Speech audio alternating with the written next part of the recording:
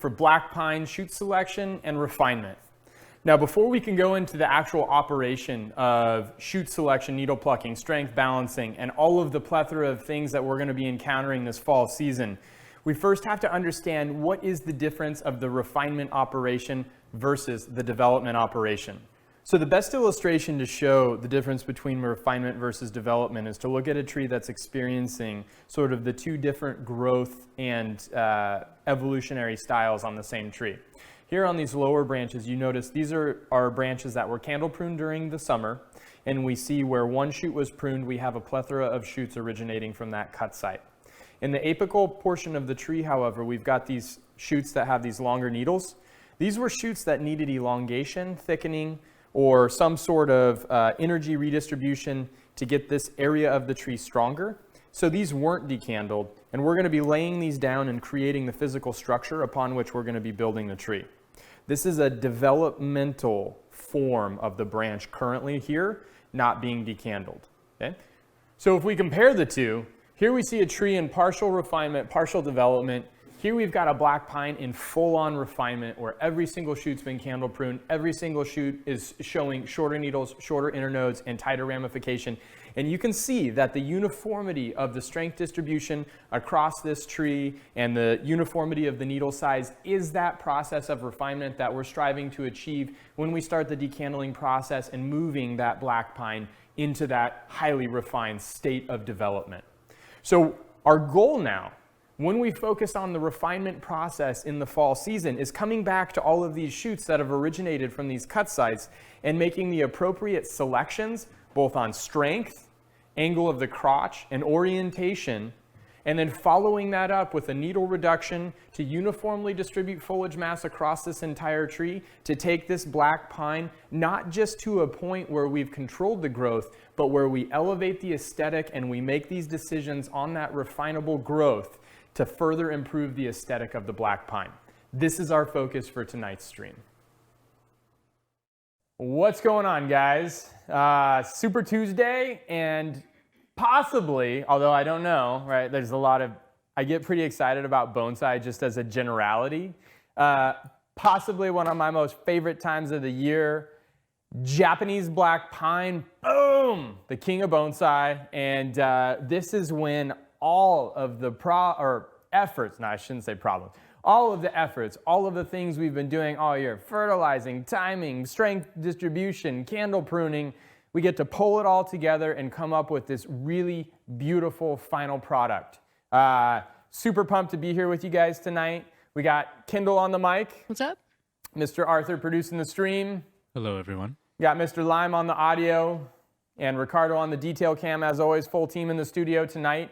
All right, here we go. Let's dive into Japanese black pine. Now, we had a stream, the beta stream for the launch of Mirai Live dealt with shoot selection and needle plucking to distribute strength.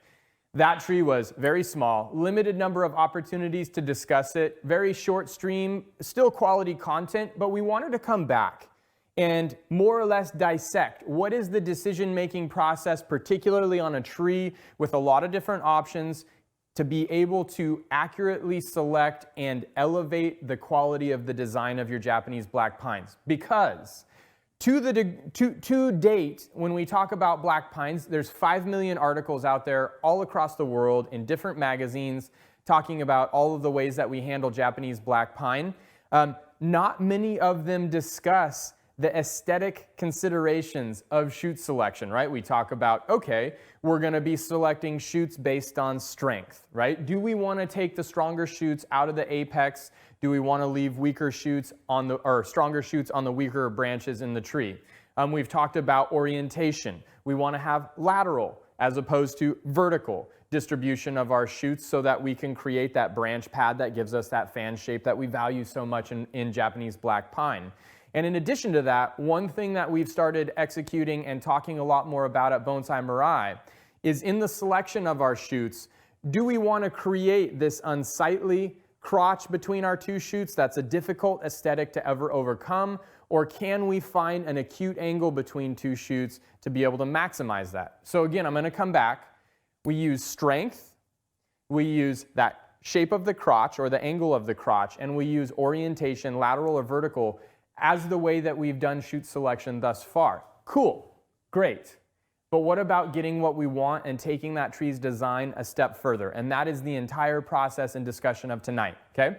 So what we have here is we have a Japanese black pine. It's been in the Mirai sort of pine process of distributing strength via even distribution of needle mass so that every single area of this tree transpires the same amount of water, ideally, right? Moves the same amount of nutrition via that transpiration, photosynthesizes and produces the same amount of sugars and starches, and as a result, we should, following that candle pruning and needle plucking that we did in the summer stream, right, we should see an even distribution and production of shoots, both in internode length as well as the needle length of the second flush of growth on our multi-flush, or more importantly tonight, simply focusing on the Japanese black pine. And this is what we've got, right? This is where we're at. So now we want to come back and we want to look at each of these individual areas and say, do we need length or do we need to compress this area of the tree to continue moving this forward in a way that elevates the level of this bonsai? And I'm going to step out here with you guys just for a moment, show you the proper front of the tree.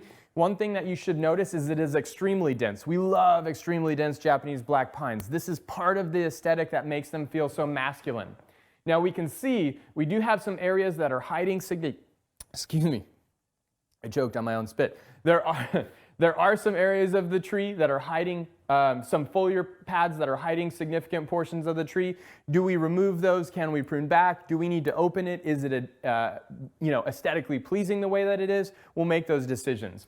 But more than that, do we carry the design back to the right, or do we carry the design out to the left? And that big decision is going to influence greatly how we handle the candles on those branches versus the branches on the left side of the tree. We can also see up in the apical portion of the tree when we're looking here. This is starting to become quite long. If we want to direct the apex in this direction, maybe we keep some of this length. If we want to push the apex back in that direction to work with length there, then we may choose to compact this portion of the tree. These are all of the decisions now that we're getting into a more advanced state of development on this Japanese black pine that we need to be making to continue improving the design. One of the things that we experience in bonsai is this concept that the design we started this tree with is what we've got to keep in mind and remember what we were trying to do when we styled it 3 years ago and continue to try and execute and refer back to that design. I'm proposing to you guys tonight that we forget everything that we've done, right? We look at this tree as it stands tonight and say, how do we make this the best tree we can possibly make it, okay?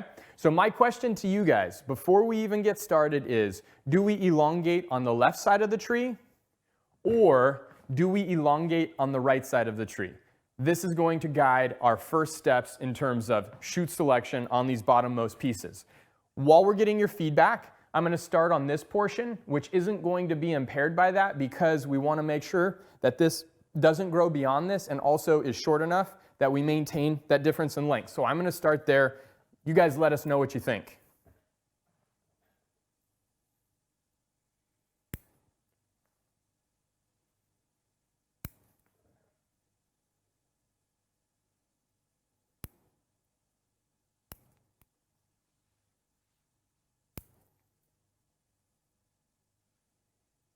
Let me know when we got something, Kendall.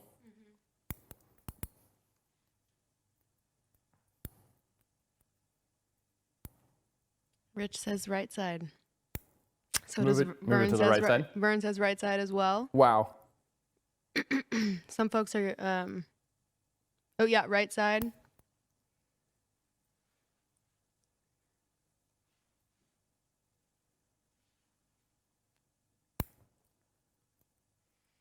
Raphael says I'd cut all the right side and leave only the left side. Ooh, okay. Right side, bonsai guy said. Nice.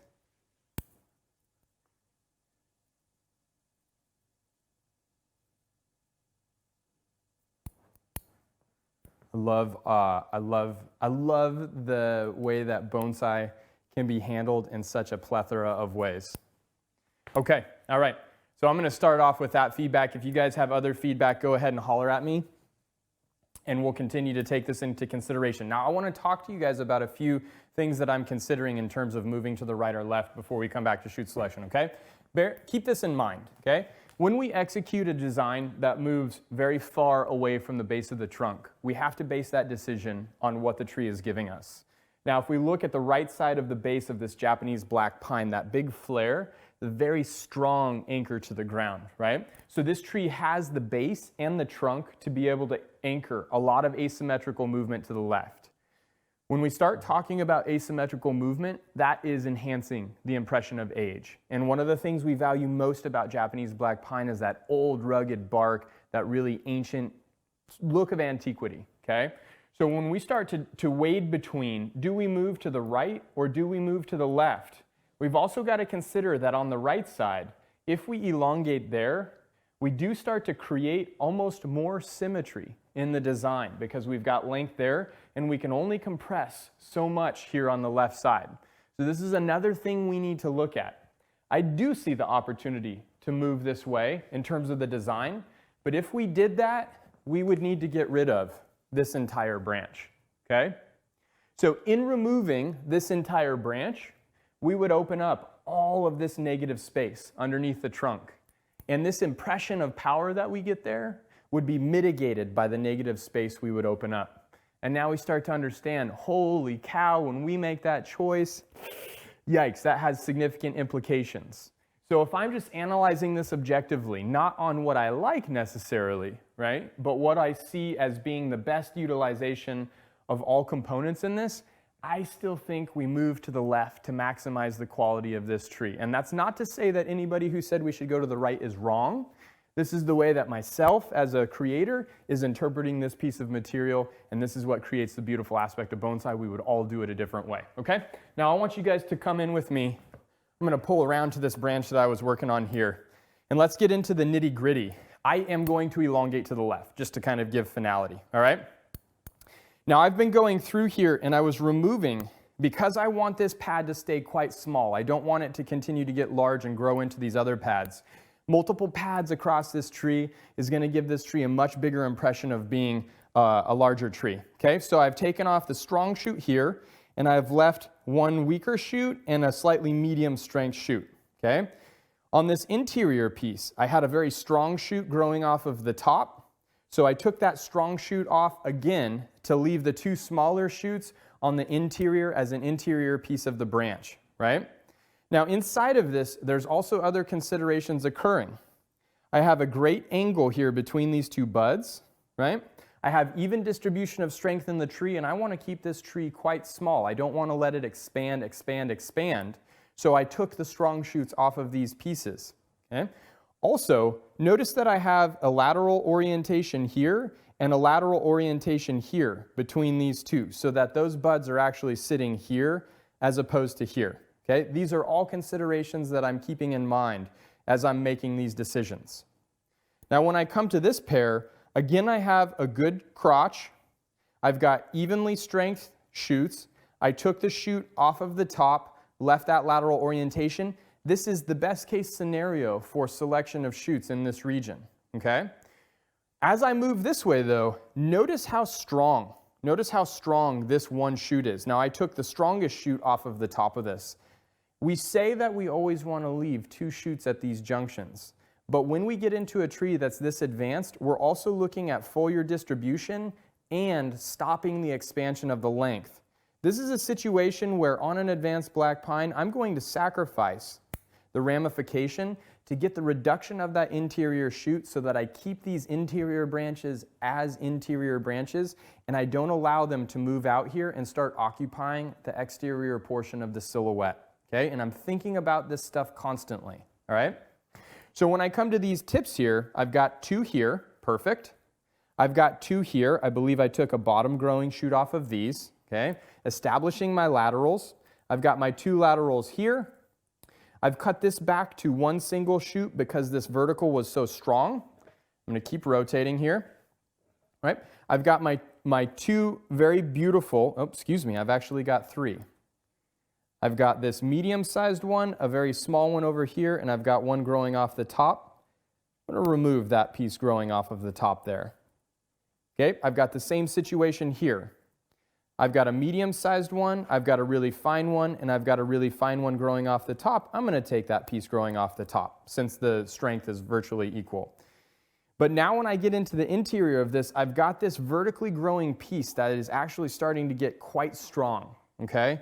So I'm going to see if I can isolate this for you here. And I've got 3 shoots that are attached to this, yet again. Okay, I've got this relatively weak one on the top of this shoot, and I've got these 2 medium-sized shoots that are starting to grow outside of the silhouette. There's 2 things that I could do here. I could remove these bottom 2 pieces and fold this piece down as the new replacement to the tip of the branch since it's already getting as long as this exterior silhouette piece. Or I could shorten this back down to 1 shoot here on this weaker portion and 1 weak shoot on the other piece and pull back that interior piece for this time to continue to drive forward this very complete aesthetic. I'm going to go ahead and I'm going to pull off the 2 medium-sized shoots back to that really, really fine interior piece that I have on these interior branches, okay? Now notice how that pulled all of that length back. This is a well-selected interior or bottom branch of this black pine, okay? See what I got here. Got this big daddy. I got a shoot back here at the base. Let me show you this one, okay? I've got these longer guys, again, growing up outside of the silhouette. Notice that I only have 2 shoots out here at the tip, these 2 long guys, but look at what I have down here at the base. I've got this beautiful new bud forming at that fork. Watch how I handle this. I'm going to come back in, and instead of cutting all of these needles off and just leaving this little bit, I'm going to take this back, leaving some of the older needles on the tree. I'm going to cut this back. Now I know nothing is going to form from that cut site. These needles are going to continue to draw energy up to this smaller, weaker shoot while also giving priority out to these exterior portions of the silhouette of the branch. And this is how we can transition and drive energy into this smaller shoot while also maintaining our shape in a highly refined tree, okay? So this is shoot selection of this branch. Now I want to continue to draw that separation of shoot selection because we have not come back and needle plucked. Now at this point in time, when we come back to balance the strength, we should be referring to the weakest significant branch. And when I say branch, I mean an entire area or region of foliar mass, okay? So we want to be referring to the weakest significant branch. Now I'm going to rotate this tree. We're going to sort of find that weakest significant branch and see if there's anything that is lacking a considerable amount of strength compared to anything else.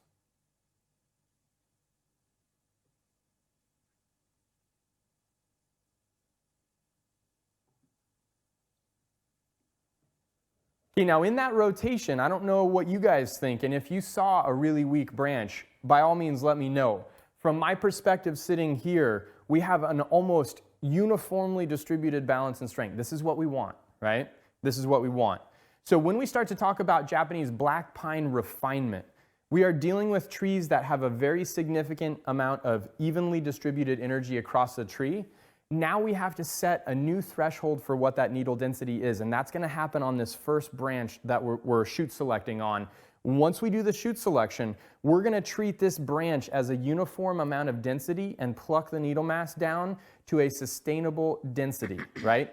Now, when I say that, and I'm going to go about kind of plucking the needles on this as you guys give me this answer, what do you think I mean by a sustainable amount of density? Before we get feedback, Backcountry Dan was wondering if this is a straight up Japanese Straight black up pine. Japanese not black grafted. pine. Not grafted. It's the pure. Pure blood. And then, Straight up Japanese black pine on Japanese black pine rootstock. Field grown by Mr. Randy Knight,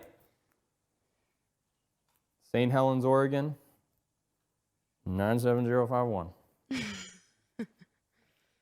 and then Tom was curious if Austrian 5-needle pines are treated the same as Japanese black pines. I honestly am not familiar with Austrian 5-needle pines. I feel like that's a question that's come up in the QA. So if we, so so are we talking about Austrian black pine? Maybe. because I think Austrian black pine, Tom, let us know. yeah, I'll let us know. I think Austrian black pine is actually a 2-needle pine. Tom responded. Yeah? What did you say? Tom said maybe a European black pine. European black pine. Austrian black pine can be, is not handled in this way. Actually, Austrian black pine is not a multi-flush pine at all, right? We treat that more like a single flush, long needle pine. Okay, let's talk about sustainable density of needle mass, right? Now, one of the things that we're often sort of fed in terms of this entire process is that we need light to get into the interior. We need air circulation to get into the interior. And this is very true, right? We need light to get into the interior. But when we talk about air circulation specifically, we're talking about carbon dioxide that needs to be in the interior portion of the plant. Now, if we know anything about photosynthesis, the byproduct of photosynthesis, right, where that sun's energy is utilized to break down water and carbon dioxide into glucose, that the byproduct of photosynthesis is oxygen. We also have oxygen being a byproduct as the tree is transpiring water, right? So we have this very heavy mass of air that exists in an extremely dense branch of the tree. So when we get that heavy, wet mass that's full of oxygen, in all actuality, the tree needs carbon dioxide in order for those needles on the interior of the branches to photosynthesize and produce sugars and starches. We need to be able to allow air to move through that branch to remove that moist, oxygen-rich air and bring carbon dioxide back to those interior needles so they can utilize that to create the sugars and starches that contribute to the rest of the tree's health, okay? So I've gone through and I've needle plucked this branch. I want to bring this around so that you guys can see a close-up of it, and then I want to come back out and just talk to you about how I make the decisions for needle density in a tree that is highly refined as a Japanese black pine bonsai, okay? So if we come into the interior here, what you'll notice is I start off the needle plucking process by thinking aesthetics, and I'm removing a lot of the bottom growing needles on these whorls of shoots, okay? Now notice too that at any shoot that I haven't stripped off all of the needles off of the bottom because I still want my pine to have this 360-degree distribution of needle mass. That's what makes a pine. And in particular, black pines with this presentation of buds need that circular distribution of needles to hold that aesthetic, okay? Notice too, when we get into the interior of these, that I have my new needles on the second flush here, and I have last year's needles still on that shoot.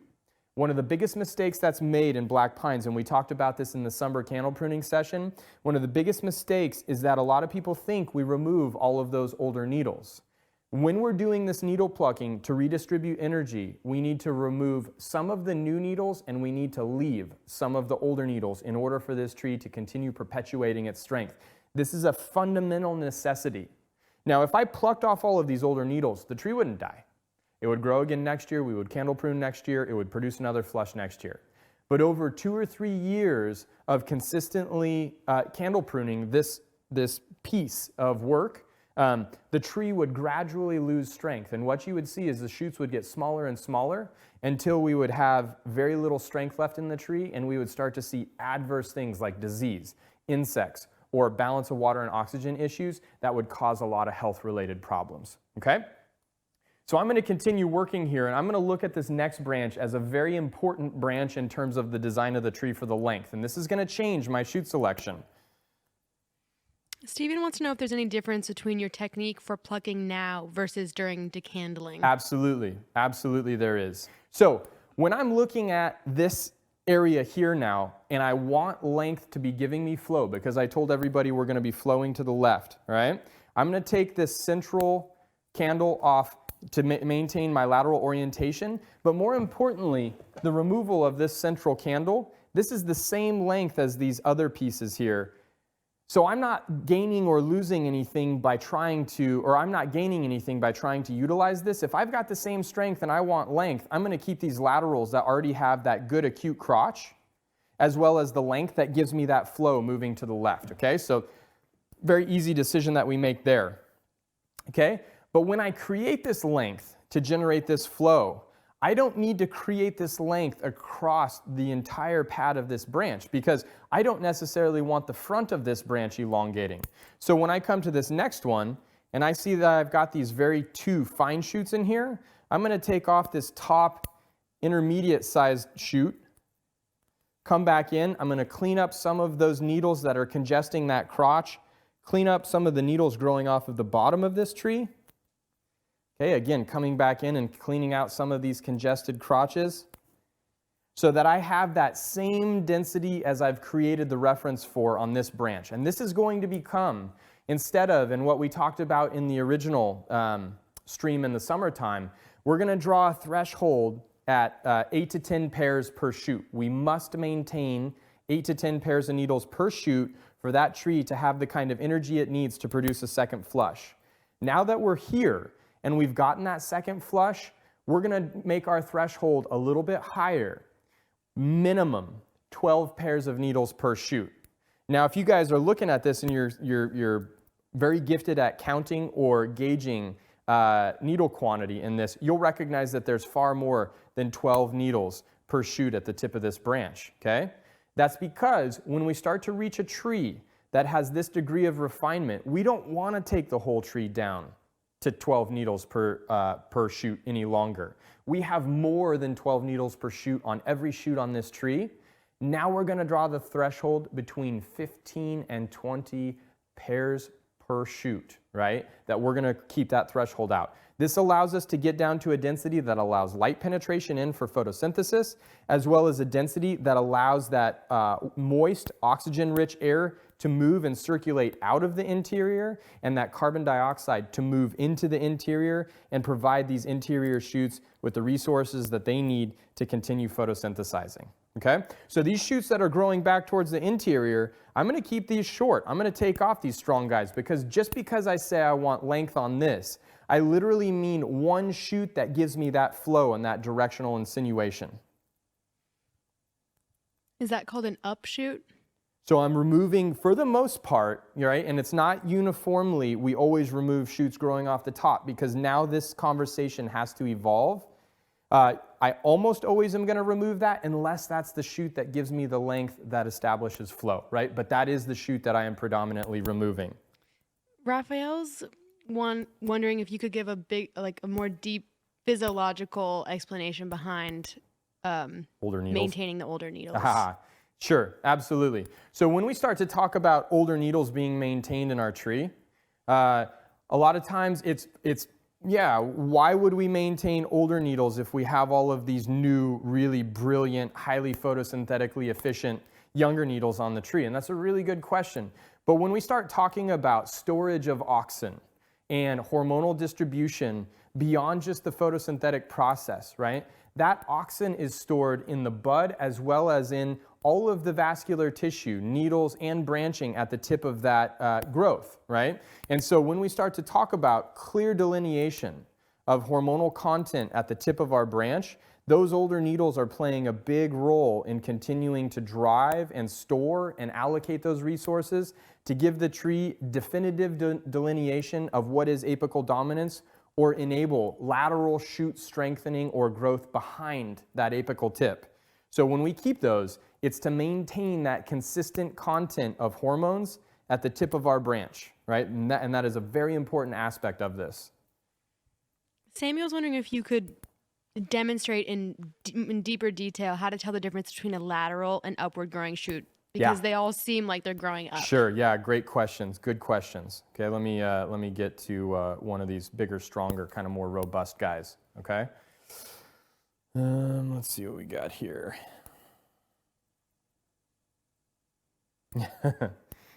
Good question. So one of the things about when we start dealing with multi-flush pines is we can change the orientation of the tips of these branches to kind of meet our needs. And that's why when we start to talk about lateral versus vertical, that falls down as third in the priority. Number one is strength. Number two is shape of the crotch, because we can't fix either of those, right? Number three is that orientation. But if we're looking at this, I've got this shoot that's growing off of the bottom here. I've got these two shoots that if I eliminate this bottom shoot, okay, if I take that off, these now would have to be wired down to form 2 lateral shoots, okay? As it stands now, this shoot is my lateral, and these 2 shoots are 2 vertical shoots, okay? Now, ideally, we would always leave 2 shoots at the tip of the branch. When we talk about that, that's bifurcation. Where there was 1, we candle prune, we get 3 or 4, it comes back to 2, okay? But in this instance where we have this kind of density now, we can come back in, and if we have proper foliar distribution to get that same density, I can very easily come back in, remove these 2 verticals, leave my 1 lateral, change the number of needles now that I'm going to pluck in terms of older needles to leave that same density at the tip of that branch, and I don't have to rewire that shoot any longer. So as I'm doing this, you guys are watching me just kind of tweak these branches, pull them down, reorient them as I sort of reform foliar distribution. This is an inherent part of Japanese black pine, shoot selection and needle plucking in the fall in order to enable us to adapt and adjust to the decisions that we're making. Okay, so I'm going to come back to that again. Here we have another small shoot coming off the bottom. Here we have 2 shoots coming more or less off of the vertical portion of that. Now I could rotate this, make this smaller shoot a lateral and this medium-sized shoot a lateral, and I could take this thicker shoot off. Okay, so I'm just going to go ahead and do that because this is an interior branch. I don't want this growing out to the edge of this branch pad. Okay, but even in doing that, I noticed that this medium shoot is starting to encroach upon these 2 lateral buds that form this exterior silhouette. Another opportunity to come back in here and even take off that medium piece and go back to a much finer interior shoot. Now the way that I compensate for that is I'm going to just clean up the crotch here, clean up any bottom growing pieces, but I'm not going to further reduce the needle count on this 1 shoot. I'm going to keep more older needles because I've taken off so many new needles, and this is where we strike that balance, okay? When I look at the shoot next to it now, I've got 2 evenly sized shoots that are laterally oriented, but then I have this very, very small fine shoot right here at the top. I'm going to take this fine shoot out, okay? That comes out. Now I've got my 2 laterals, and that really fine shoot was the vertical that was creating that bundle of 3, right? So now when I'm looking at this, right, I'm going to be removing more older needles and a few of these newer needles off of this pair that has 2. I've got that 1 that's got fewer newer needles, so I left more older needles. But notice how we've pushed back the height of this in terms of the greater sort of layout of this branch to regain sort of that smaller profile and break my pads up to create more definition. And this is, again, when you guys look at the pads that have been done now, so we're here,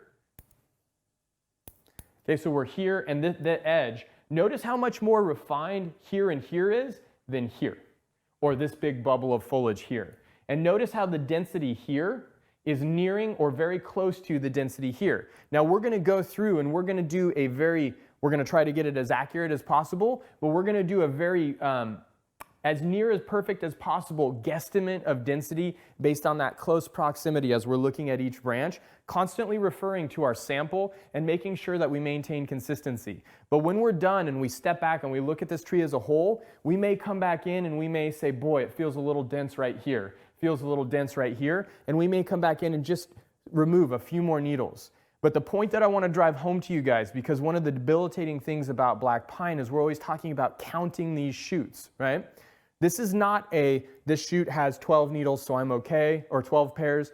This shoot has 10 pairs. This shoot has 20 pairs. Oh my gosh, I've got to pluck that. Don't function with black pine like that. It will drive you mad. It will debilitate your practice, okay?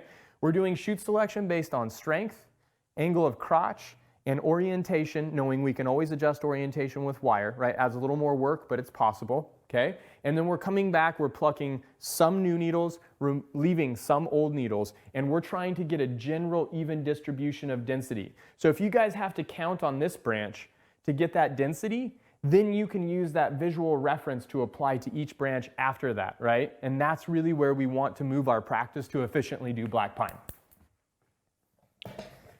I'm going to keep rocking here. Yeah, Paul says, could you explain a little bit more why you leave 1 shoot instead of 2? Right. So now that we're in the refined state, and this is good, I'm glad, this is kind of elevating our thought process about this, because we tend to adhere to that black and white, 2 shoots, got to have 2 shoots, I got 2 shoots. Well, when I have this kind of needle quantity and this kind of shoot quantity in a tree, right, I have the ability to make decisions based on what I aesthetically want to accomplish now that the horticultural strength distribution is almost equal, right? And so when I'm taking away and only leaving one shoot, basically what I'm doing is I'm saying aesthetically, in order to maintain the order of my branches, interior branches need to be shorter and stay on the interior. If we allow them to elongate to the exterior, then all of our branches become exterior branches and we lose that interior ramification. So if I've got to take off a strong shoot on the interior, I can save more older needles and have the same distribution of strength there, but I only have one much finer shoot. That's okay over the long-term development of this tree. It will continue to backbud, it will continue to generate more growth, we'll continue to keep those interior branches fine. That would be why I would take more than or only leave one shoot on the interior.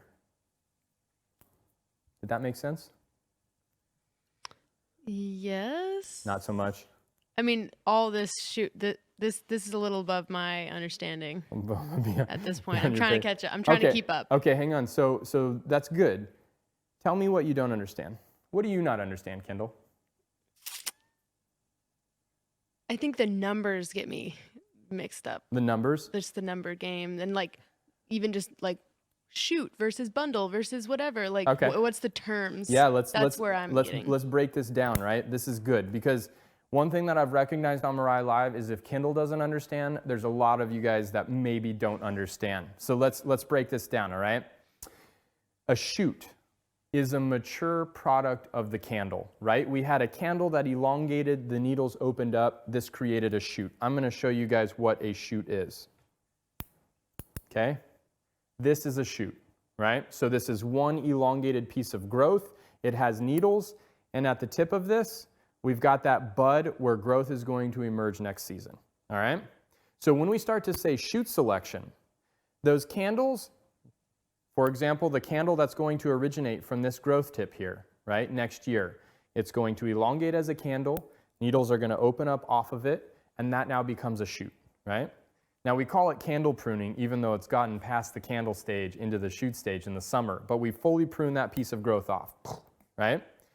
From that cut site, we get multiple shoots occurring as the second flush of growth, hence the multi-flush pine category of growth, right?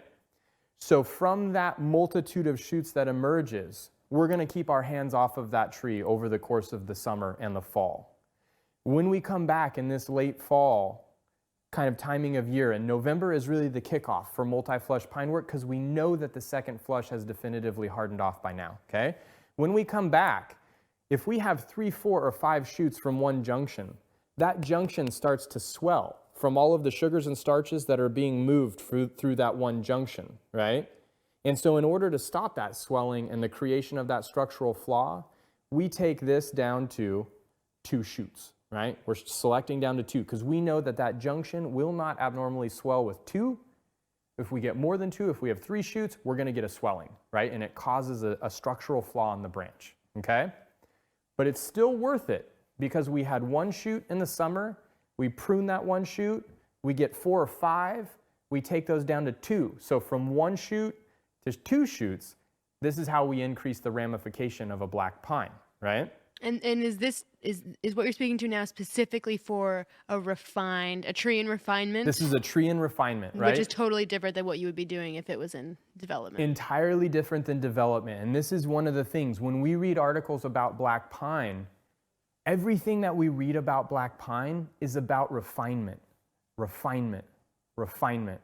And so we started off this stream trying to show you guys what is the difference between refinement and development. You saw all of the smaller second flush pieces of growth on the lower portion of the Japanese black pine that we showed you.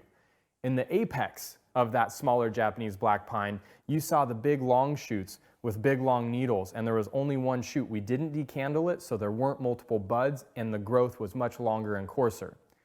When we're building this whole system, when you get a Japanese black pine that's grown from seed or grown out of the field or comes out of a nursery, right? You're going to have these big long pieces of growth. Some of those need to be kept and laid down to form the branches. When we get the thickness, or when we get the length that we want, we start the candle pruning process to begin refinement, okay? And so when we decandle, what we did in the summer was strictly about refinement, right? The way that we shoot select now, strictly about refinement. And that's all that's been discussed. So I got a bonus for you guys, right? Next summer, because all of you guys should be saying, well, then how do we handle the developmental growth? Yeah, that's right? questions. Number one, don't touch it, okay? Don't touch the developmental growth. You're developing, you're elongating, you're thickening, you're strengthening, you're expanding. You're going to continue doing that through next year, right? Next summer, if you have the length that you want, you have the strength that you want, you have the thickness that you want, we're going to do a specific stream at the appropriate time in the northern hemisphere because it is fairly uniform based on daylight length as the trigger.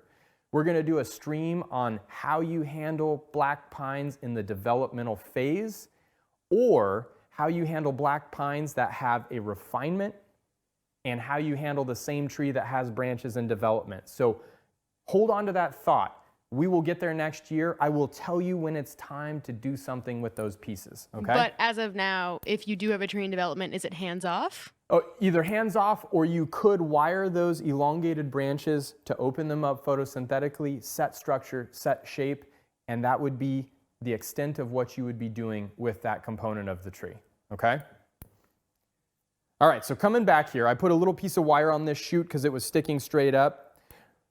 I'm taking off these really, really strong guys. Now I had one big strong guy, I took that off as the sample. Again, I'm gonna take this down to one, boom.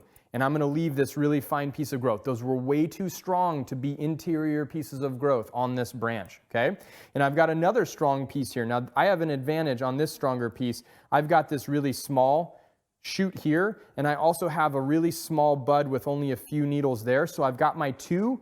I'm going to go ahead and I'm going to cleanly take this off. Now I want to show you guys how I'm pruning this because here is the standard way to shoot select that you would see people apply. I'm going to cut that shoot off. I'm going to cut that shoot off. Now Ricardo, I want you to show them how coarse and clumpy that cut area becomes. Okay, notice how we have all of these stubs and stumps. Now when we come back and we shoot select, we want to be creating the cleanest possible tip and transition into our more refined two shoots that we're transitioning to. Watch how I use my scissors here to cut that whole flush clean off, okay? And in doing so, in the accuracy of this cut, now I've got a much smoother, cleaner transition into my shoot. This is the appropriate technique to be making that transition, all right? Luke is curious if you use a different pair of scissors for your pine work than your other trees. I do, yeah, and I'm glad that you asked that. So I use a very small, notice how little, just my fingertips fit into these because I do have fairly large hands, right? But notice how small and how pointed and sleek this scissor is. Now I'm going to bring my other scissor up here so that you guys can compare. This one in my right hand, this is my standard pruning shear. Now you'll notice that the metal is thicker. You'll notice that it's longer. You'll notice that the width of the blade is far greater. And you'll notice too that the tip is a lot wider and coarser. So if we start to dig into our multi-flush pine and shoot selection with a shear that's overly large, what we do is we cause those shoots to open up and we kind of deform or potentially even damage the shoots that we're trying to keep when we're removing the shoots that we're trying to get rid of to create a more refined tip. So I put this big shear away, and this is one of 2 times that I use this shear. I use this shear to decandle in the summer, and I use this shear to shoot select in the fall. Other than that, or outside of really fine Satsuki azalea work or deciduous work, I virtually don't use this because it's a very delicate shear in terms of that lack of width and that lack of meat in the cutting tips. Okay? All right, so I'm going to keep rocking on this area here, getting rid of these big, long, coarse, strong guys. And you're going to be surprised at how many pieces I take down to just one. But this is how we have to continue to manage strength, because once Japanese black pine, if we're fertilizing correctly and we're building up a really robust amount of strength, they will grow more than we could ever expect, and potentially more than we can manage as a subject for bonsai, okay? So Now I've got my 2 shoots here. Now this is going to be one of those exceptions in terms of, I'm going to pull these guys aside. I want to look and focus at this shoot here, or this tip here, okay? This is one of those exceptions because we're saying, listen, strength is our #1 consideration. I want smaller, finer branches on the interior here, so I'm going to take away this big, strong shoot and this big, strong shoot, and I'm going to leave this medium-sized shoot and this really fine shoot at the very top here, okay? So I'm saving the smaller, finer shoots because this is an interior piece of a branch, all right? But the problem is now you see this is on the bottom and this is on the top. So that lateral orientation that we strive to achieve, we've now saved a vertical orientation. But the orientation we said is the 3rd priority, right? #1 is strength, #2 is shape of the crotch being acute, #3 is orientation because we can always wire this down. I will wire this and rotate this so that I have a lateral orientation to that. I'm going to go ahead and I'm going to do that right now, okay? Now I'm going to show you one more before I do that. Notice this shoot here that I kind of pulled aside. The only thing that I have on this shoot are 2 extremely strong pieces of growth. This is an overly strong shoot for the interior branches. I'm going to come in and I'm going to fully remove that entire shoot, okay? In a refinable tree, when we get these overly strong areas, we take those away. It helps us distribute needle mass to even out that strength, and it also continues to maintain the aesthetic of this tree because in the refinement process, the aesthetic is just as important as the horticulture. This is where we start to really experience the fruits of our efforts in developing our black pine, and we want to make sure that we maximize that ability. We got some questions about timing of this work. Do it. Mike wants to know how late is too late or cold to do shoot selection, and then also Terry wants to know if this work could wait until very early spring before the buds swell. Awesome questions. Awesome questions. Okay, so how late is too late? There's no time that's going to be too late once we get to the point where the second flush has hardened and we're starting to shut down on the rapid photosynthesis and reaccumulation of energy after that second flush is pushed out. Okay, so you could do this from this point all the way until these shoots start growing in the spring, right? And that is okay. Now, how would we make the determination of whether we should do this in the fall or whether we should wait until the spring? Well, we know that in our bonsai practice, if we've got deciduous trees, if we've got deciduous conifers like larch, or we've got our elongating species demand a lot of our time in the spring season as that growth starts to emerge. If we add Japanese black pine to the list of things that we've got to do in the spring, the risk that we run is that we don't necessarily get to our black pine, and those shoots that have 3, 4, 5 shoots on them stay on there, all of them grow, and it throws off and completely destroys the shape of our branch. The tip becomes flawed, and we also lose that distribution of energy and strength because the strong shoots stay on the strong areas, weaker on the weaker areas, and we get a discrepancy of strength, right? This would be motivation for doing it in the fall, okay?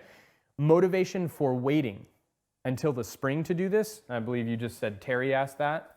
Motivation to wait would be when we reduce the shoot quantity and the needle quantity on our black pines, we decrease their winter hardiness, okay? And we know, we've talked about this, right? The more foliage mass that we reduce at this time of year, the less winter hardy our tree is going to be. So we're decreasing this tree's winter hardiness. If in the Pacific Northwest I shoot select in the fall, then I have to protect these in a greenhouse over the winter time, because the reduction of this photosynthetic mass causes redistribution of my sugars and starches, and I lose that cellular loading of those resources. That's sent out to compartmentalize the prunes and the wounds that we've created via this operation. And so there are some black pines I'll do in the fall. There are some I'll wait till the spring for. I have been guilty of waiting until the spring and not getting around to it, and I'm serious, it will destroy a refined black pine. So I try to make sure I have greenhouse space every fall for the fall work on black pine to occur, so that I make sure that that doesn't happen. Okay, this feels pretty good for me. I'm going to step out and take a look. We got all those upward, oh yeah. Notice how much sleeker and more organized and beautiful. Notice all these big tips that are up are now back down, and we create, right? We create this wonderful this wonderful sort of scoop to the branch. We've talked about this profile in the lodgepole and in single flush pines. It's the same for black pines. Now notice though how sharp the angle of rise on the black pine needles is. This is the masculine effect on the tip of the branch, right? And we want that. That's a part of black pine that we cherish and value as that masculine representation of bonsai, and that rugged bark, that thick trunk. All of this contributes to that concept of this being sort of that male representation. Could we talk a little bit about fertilization for black pines in the fall and winter? Yeah, good. Okay, so if you live, one of the things we talked about in, trying to think what stream that was where we showed this is a time where we don't touch our multi-flush Fall pines. fundamentals. It was a extended cut. It was an extended, that's right. Man, Kindle on it. Okay, so we talked about let's not be fertilizing now because we want shorter needles and shorter internodes. That's the purpose of decandling. That's also, right, that whole refinement concept, okay? So we never did come back and tell you guys when to start fertilizing again. And that was my mistake for missing that opportunity to educate you guys. But we start fertilizing again in the fall when we see that second flush harden off. And that hardening off is indicated by a deepening of the green color of the second flush. It gets sharper at the tip of the needle to the touch. And when we try to remove these needles, right, they're very firmly vascularly attached. That says the flexibility of elongation is pretty much gone, and that is the size that needle is going to be. At that time, because we haven't been fertilizing at all after we candle pruned to try and get the shortest, tightest growth in that second flush, we need to follow up after that hardening and fertilize fairly heavily, at least one application, if not two, all right? Now, if you guys are in Southern California, or you're in Texas, or you're in Florida, or you're in Brazil, or you're in Australia, or you're in South Africa, all of the places that our Mirai Live members are existing, okay, then warmer areas, you are going to be able to fertilize more, right, as opposed to less in the fall season. But think about this. The more that you fertilize in the fall, the more vascular tissue you're fueling the creation of. And the more vascular tissue that exists, the greater the amount of growth you're going to get the next season. But we're talking about this being a refinement process, which means we want shorter needles, shorter internodes, and better ramification as that quantification of refinement. You can fertilize too much and build up too much strength, and next year's growth will be too coarse to refine come spring, right? And so generally we say the cutoff, 3 applications of fertilizer across the fall, no more. Let's stop fertilization over the winter time, and then let's come back in the spring and start fertilizing with the strategy of knowing we want fertilizer to be off of our tree when we decandle next summer, okay? To get that shorter needle, shorter internode, we don't want to be fertilizing when we decandle or afterwards. Is there a different fertilizer regimen for refinement versus development? Absolutely. So in development, because we're not decandling and because we're not striving to get that shorter needle, shorter internodes, quite the opposite. We're trying to elongate, we're trying to thicken, we're trying to expand needle mass. We would continue to fertilize, right, through the late spring where we cut off when we decandle in June. We may fertilize up through July or even to the beginning of August. Give August and maybe the first part of December off, and then fertilize heavily again through the fall. And if we're doing that, right, and I'm saying August and September, if you're in Australia, right, you would be 6 months the opposite, okay, where you're backing off at the peak heat of summer, starting again when the tree starts adding vascular tissue in the fall, okay. What we're doing then is we're just continuing to hyperload resources to give us the ability that when we do take that tip in development and we come back and we decandle it for the first time, that it has the strength built up to respond the way that we're hoping it'll respond and begin the refinement process with a tremendously robust push out of shoots and energy. Okay, so Kendall, come back to me here and tell me, does that make more sense? Yes. Does it? Yeah. Okay, cool. So I'm curious if everybody online is feeling good and solid about where we're at with this process. Feeling okay so far, guys? There's definitely a lot of questions. Okay, let's rock out. Okay. Fire. there's some questions about grafted material and how grafted black pine, Goyomatsu, Kokobuki, Ponderosa, and JBP, Okay. Japanese red pines.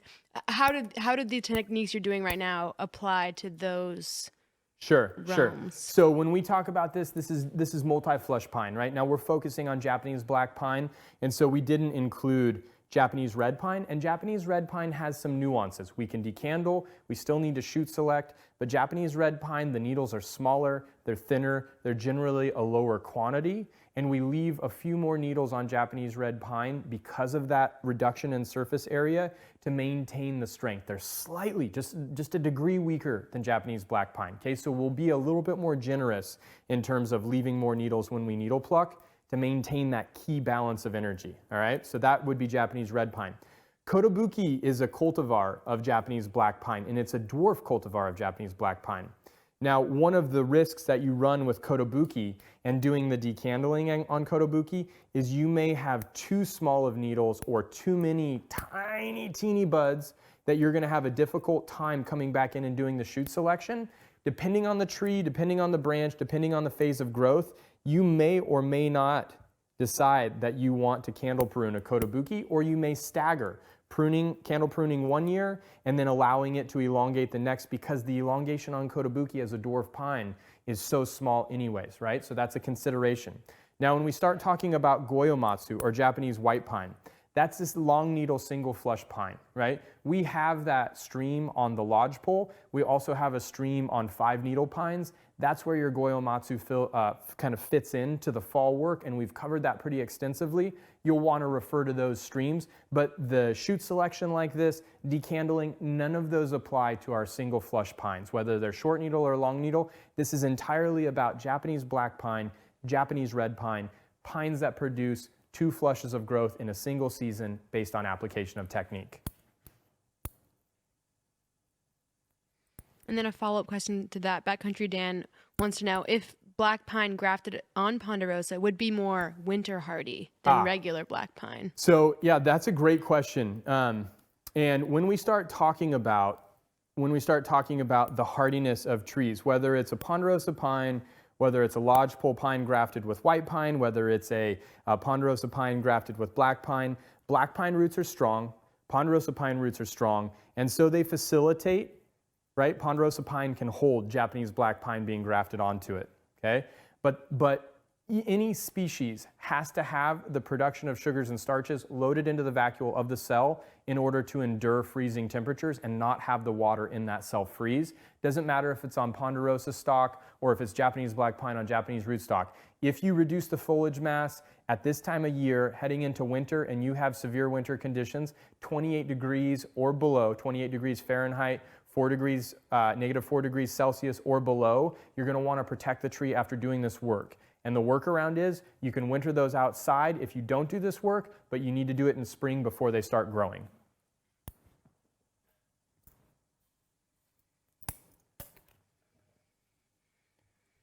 I love talking about this subject because one of the biggest pieces of misunderstood content in bonsai, based on all of the garbage that we've that's strong. That's an aggressive word. Based on all of the different varying ways that we could handle multi-flush pines, right? We're all so confused and we're all applying like 3 different methods to the tree.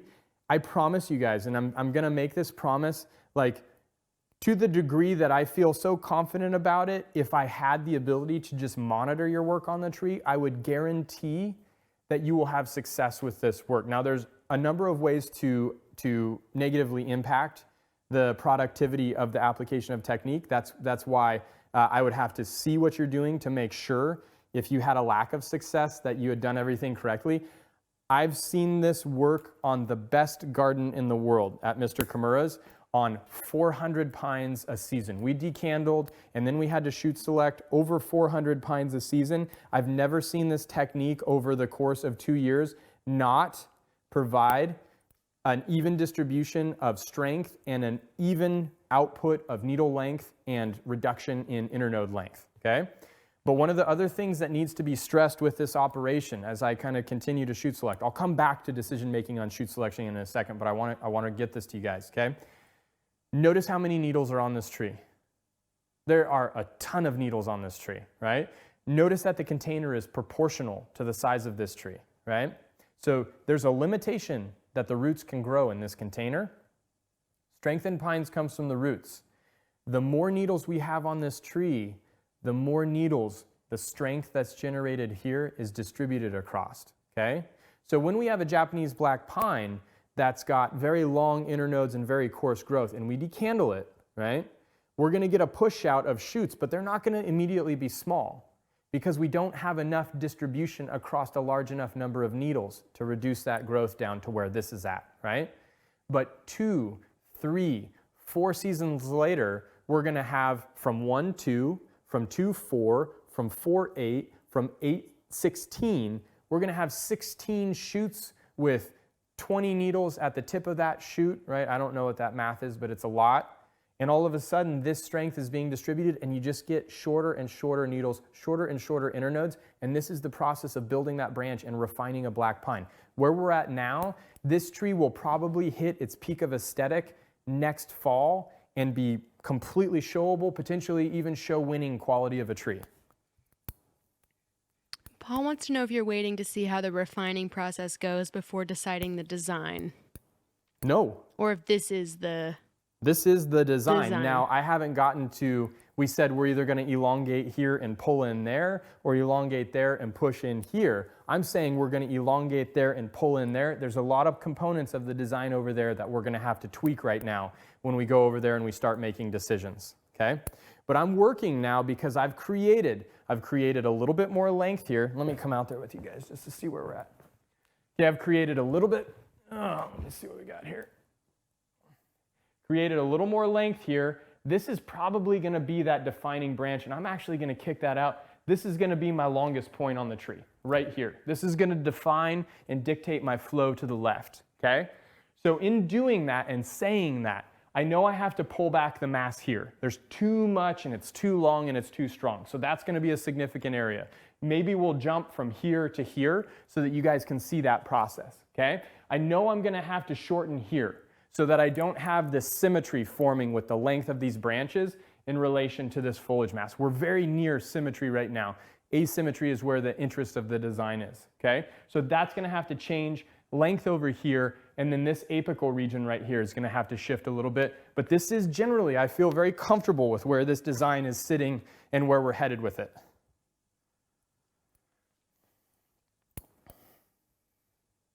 Mike is curious how you approach deadwood on Japanese black pine Good to keep with its question. natural tendencies. Good question, right? So in general, you know, and these are conventions that are created via kind of the Japanese model of where they've established value. And I want to come back real quick. I'll come back to that, okay? I've got 3 shoots on the tip here, right? I've got this very large, robust shoot there. These 2 are more medium in strength, but they're vertical orientation. I'm going to take off that longer one, and I'm going to come back with just a small piece of wire. I don't have another shoot I want to wire it to, so I'm just going to splice it into this here. And I'm going to come back and I'm going to reorient, okay? Watch closely. I'm going to reorient this branch, still trying to maintain the appropriate shape of these. Okay, I'm going to reorient this branch so that I lay these 2 pieces out horizontally. Okay, see how I did that? So now that vertical orientation, I've taken that out and I've laid those down. Let me rotate a little bit more. Laid those down to be lateral in orientation, okay? That's how we handle that if we need to, based on strength being the priority, take off and leave that vertical orientation, okay? So coming back to deadwood, right? Japanese black pine in the Japanese convention of bonsai does not really value, or deadwood is not a significant component that gives quality to the species.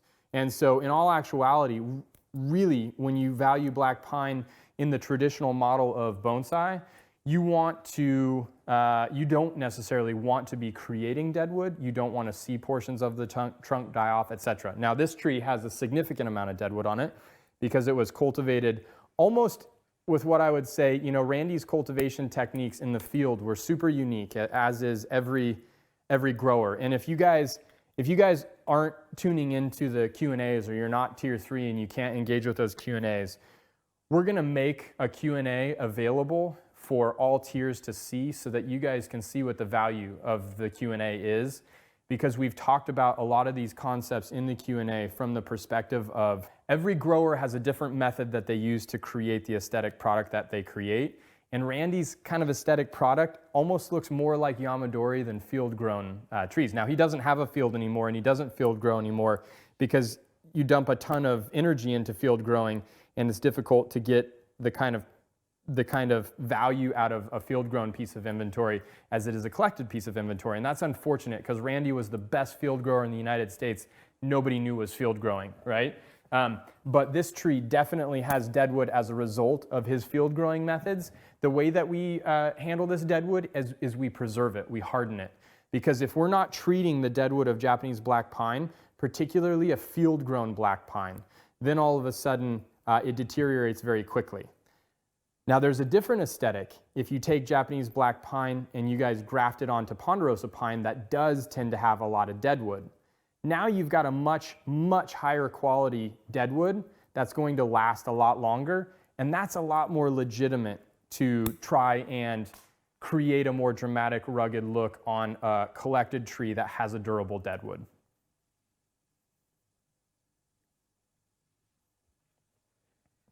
Vern wants to know how long this tree's been worked since coming from the field. So this tree from the field, this is its 5th year, Vern. And then how old was it in the field? Yeah, how old was it in the field? This tree was, I do believe this tree was 12 years, 10 to 12 years in the field. And this tree has been out of the field for 5 years. So we're talking about 15 to 17 years. 10 to 12, yeah, and 5, yeah, 15 to 17 years that's all that this tree is, right? And this is one of the interesting things. You'll see this happening with collected trees too. When we cultivate pines in domestic cultivation, meaning when we're giving them a ton of fertilizer and all the water that they want and all the nutrition that they want, what ends up happening is they put on a lot more vascular growth. So like we pull a ponderosa pine out of the mountains, we start fertilizing it, right? It was totally starved in the mountains. That's what kept it small. That's why we love it. It's super tortured. And we start fertilizing it and we give it this lush, beautiful life, right? We love it and we, fertilize it and do all of that. They start producing tissue much more rapidly, and the bark becomes exponentially thicker in domestic cultivation than the 100+ years that it was in the mountains, right? Developing that bark that we see, right? And so a lot of times domestically cultivated trees hold a higher quality or a thicker bark than collected trees over the course of time because they can form vascular tissue and produce that bark and that girth in the trunk so much faster. Very interesting aspect of domestic cultivation. And a tree cultivated in the field or in the containerized environment is going to have entirely different characteristics than a tree that's collected out of the wild environment. Each one is valuable. Each one is valuable. Do multi-flush pines just ramify quicker than other pines? Well, so like when we talk about our single flush pines, that only will produce, no matter what we do, if we decandled a single flush pine, right, it would not produce a second flush of growth in that same season. And in fact, it would severely debilitate a single flush pine to decandle it, right? So because we can take, right, on a single flush pine, it produces one shoot. That one shoot is all you get. But on a multi-flush pine, it produces one candle that turns into a shoot. We cut it off, and in its place, it produces a second flush of 3, 4, 5 shoots that we select down to 2. Where there was 1, you get 2 in a season on a multi-flush. Where there was 1, you get 1 on a single flush, and that's the big difference. So yeah, exponential increase in branch quantity and development on a multi-flush pine. It's what makes them so desirable because it happens so very fast. Okay, so I'm taking again on these interior pieces, taking a lot of these strong guys off. If I take more off in terms of only leaving one shoot, then I pluck fewer needles. If I leave 2 shoots, then I'm going to remove more of my older needles, right? And I'm just balancing, constantly balancing this distribution of density and strength so that we come out with roughly that same quantity over the whole tree. And as I'm doing this, you guys just see me kind of stepping over here and cutting a piece of wire, and I may be redirecting growth. For example, this is sticking up. I want this to come down, and I want to be building another pad which creates room for this. If you do this all at once, right? We talk about wiring almost like it's a second discipline, or like something like, okay, I'm going to shoot select, and then I'm going to come back and I'm going to have to needle pluck the whole tree, and then I got to come back and I got to wire. Or do it all at once. Do it all at once, get it all done, so that by the time you get to the end of this tree, you're done. You're done. And you may just come back to touch up a few pieces of growth, and that would be it. Stephen wants to know if keeping 15 to 20 needles in a highly refined tree, is that exclusively an aesthetic choice? Well, so if we had shoots that had fewer than 15 to 20 needles, we would use those shoots as the reference, right? Or major significant branches, right? And I want to continue to make sure that you guys understand the amount of needles that we leave on the tree hinges on what is the weakest significant area or major branch have for needle density. But when I rotated this thing, and I'm going to do it again, okay? As I rotate this, we notice that there aren't any areas that are lacking density, lacking needle mass, lacking growth. So then when we start to talk about, okay, just a convention for refined Japanese black pine, when we come back and we do this shoot selection, what kind of density do we want? We're saying 15 to 20 needles aesthetically keeps the density on the tree that allows us to enjoy it and experience the fruits of our labor. 15 to 20 needles keeps a density of needle mass on the tree that allows it to continue photosynthesizing and producing the kind of growth next year that's not overly strong, but is not overly weak, right? So it's kind of that really good middle ground. Because if we go up to 30 pairs per shoot, which if we counted all of the needles in these areas where we haven't shoot selected yet, I bet there's 30 to 50 pairs of needles in here, right? If we kept all of that, what would happen is interior branches would lose strength because they wouldn't have the carbon dioxide of airflow, they wouldn't be getting light, right? The stronger branches would continue to get stronger because they would amass more and more needles, weaker branches would get weaker. This is how we maintain health of interior, exterior, lower branches, apex, strong, weak, to draw that balance across the whole tree. And when we finish, the needle quantity on this branch should be very close to the needle quantity on this branch, should be very close to the needle quantity on this branch, proportionally to the number of branches, but shoot-wise, we should have that even distribution across all tips, so when they're transpiring and the tree is allocating resources there, it's equally distributed across every tip on the tree. It's a very, very beautiful system, right? Multi-flush pine, to some degree, I would say there's a level of artistry that maybe is stripped away from multi-flush pine based on the mechanical nature of how we handle them. But in exchange, that mechanical nature gives you this powerful, powerful masculine aesthetic that is very, very iconic of Japanese black pine and the multi-flush in general, okay? So I'm gonna shift over to this other branch here real quick, and let's kind of talk about this, okay? Actually, let me come towards you guys. Whew. Man, I'm liking that. I'm liking that lightness. I mean, I love the density, but I'm not a big fan of the lack of refinement, right? And that's okay, because you can see how easy it is to pull back to that, all right? Now, I'm thinking over here, just immediately off the top of my head, I need to push back here, and I need to potentially push back here. Now, I'm wondering, do I come in here and shorten that? I'm gonna ask everybody's opinion. Okay, I'm gonna take my hand away. You guys let Kendall know. Do I shorten this or do I keep it? Okay, there it is. There it is. There it is. There it is. What do you guys think? Now that you see the length that we have over there, what do you think about this? Because if I shorten here, I gotta shorten here, I gotta shorten here, I gotta shorten here. Cool, no problem, right? But we just need to know. While you guys are letting her know, I'm going to work a little bit on these interior pieces because I know I want these to be nice and short.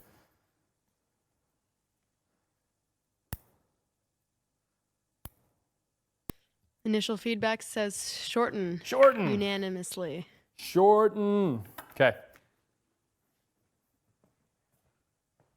All right, I'm going to swing this towards Ricardo so that you guys can see the close-up of this, okay? Yeah, the masses are saying shorten. Shorten, shorten, shorten. No more. I think so too. Get it out of here. I'm actually going to swing back so that you guys can enjoy this because this is going to feel good. I've been looking at this for several years. Whoa. This from the bottom, right? That's a good black pine branch. So good. Oh, that's good. That hurts. What makes it good? Oh man, look at that distribution, right? So we had 1 shoot, prune, 2 shoots, prune, 2, 4, prune, right? Now we would be at that 8. Next year we'll be at 16. And you see this interior budding. These are buds that are a product, right? Now some of these we wouldn't want. This is growing off of that same junction. We would take that off, right? But then I'm going to roll this over and I'm going to show you guys the interior of this, okay? So you saw the bottom. Now you see how we're getting buds all along these bare pieces of wood and these branches, okay? Those buds 2 years ago did not exist. But via the expansion of needle mass, by the refinement process, proper fertilization, good sun, this tree, Japanese black pine, will produce copious quantities of growth. And this is what we're striving for. So Kendall, coming back just to your basic question, I'm going to show you guys the bottom again. What makes this so beautiful? Angle of the crotches are wonderful. Strength distribution of the branches is wonderful. Ramification is advancing. Back budding is present. Location, where the branchlets are emerging from, wonderfully spaced, wonderfully distributed, and this is what gives us a really beautiful black pine branch, right? Shame we had to cut it off. Okay, so now that I've made that decision, let me come back here. I got to see what you guys are seeing. Oh, that's so much better, huh? So then we've got to come back here, all right?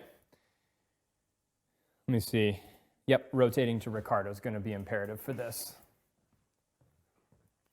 Okay, so that was very easy. I'm going to continue to rotate here. And Ricardo, I'm going to be working right in this area here, okay? So that decision was easy, but when I get into these guys, I've now got to dig pretty deep, okay? So I'm going to get in here. I've got a really nice small bud here. I've got a really nice small bud in between these, okay? And you may not be able to see them now. Let me get rid of these big, thick guys, okay? And now you should be able to see these 2 really nice, super small, super tight, super compact. Those 2 stronger shoots took all of the strength. These were the weak guys that were like, give me some food, give me some energy. And they didn't get it, right? Well, guess what? That serves our purpose. This is why we allow all of the shoots to elongate without fiddling with the system, okay? So now I'm going to leave quite a few older needles there. Now I've got a nice intermediate shoot here and a nice small shoot here, and I took out the bigger ones here because those bigger ones were saying, I'm going to take all the energy. And the little ones were like, no, give me some. But they didn't get any, and now we get to keep those. So those big hogs, we just nailed those guys. They're gone, okay? So now I want to look in here. Again, I've got this really small fine guy. Now before I cut this, I'm assuming I'm going to have to cut this tip all the way back. Before I do that, I'm going to go ahead and I'm going to see what happens if I preserve this ramification, because we've worked hard, right? You saw the quality of the branch we just cut off. If I don't have to, I don't want to be cutting off growth. I don't just want to come in here and be like, oh, no big deal, I've got that growth, I'll just grow more. No, we're in the refinement process. The work that we've done to get to this point, we need to preserve that work, okay? Let me get that yellow needle out of here. It's drawing my attention, okay? So now, I'm going to rotate a little bit more. When I'm in here, I'm looking for the finest possible growth. This has a lot coarser growth on it. I'm going to go ahead and I'm going to say, I'm going to take this off.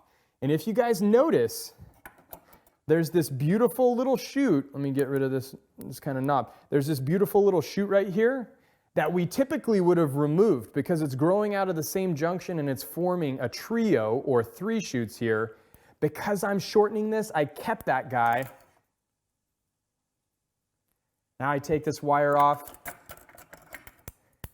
I take this big, strong, overly long, because I'm reducing back, and now I've got my pair of 2 at that tip. Because we proactively thought about what are we trying to accomplish in that area, We didn't just automatically remove that little shoot and now it's going to continue to carry forward our ramification.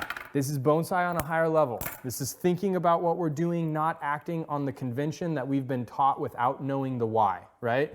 I love it. I love that. Getting excited. I'm excited about bonsai. Okay, now here, I've got this junction right at this knuckle where I've got these two tips coming out here, and I'm saying, okay, I wanted to shorten that side. I've shortened it. We, in all actuality, could come back and we could get rid of both of these pieces and just leave these two very fine pieces of growth. I'm not prepared to make that move because it would be a very abrupt, chunky transition to a tree in refinement, but I do know over the next 2 years, these two tips are going to go to further push that back in. I'm going to cultivate one of these two. Even though it's a group of 3, I'm going to cultivate one of these two, which I'm going to keep the more well-ramified piece on this outside. And I'm going to be probably replacing one, if not both of these branch tips with this finer piece of growth. Okay, so this is where we can make the exception, saying, all right, in my refinable tree, in another year, I'll be able to cut this shoot off, cut this back to here, use this fine tip and this as my pair of 2. This is good bonsai practice, okay? All right, so now I've got this established. I know what I'm dealing with here. I'm going to come back into this and I'm going to try to reduce this, but leave it just long enough to get past that length right there, right? First and foremost, I see this big aggressive growth right off the top. And again, I've got this nice tiny guy down here that I want to protect to maintain my pair of 2 at the tip of my ramification. In here, I've got some really nice, I've also got a spider web in there. Ooh, okay. I've got some really nice, small, compact, tight guys. I'm going to take off the big, strong, even though I'm going to have vertical orientation by taking those off. We know that we can fix that. Oosh, okay. And I'm going to take off these needles off the bottom and try to balance some of this strength, being very careful of the bud that exists on the other side that forms my ramification.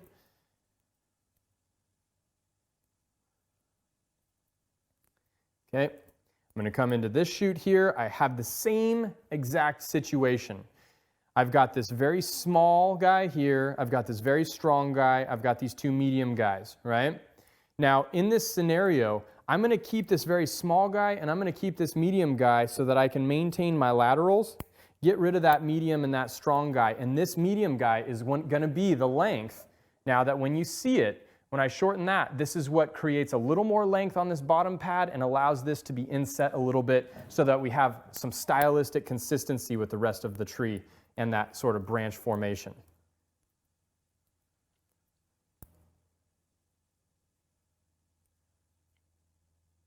Get that strong guy out of there.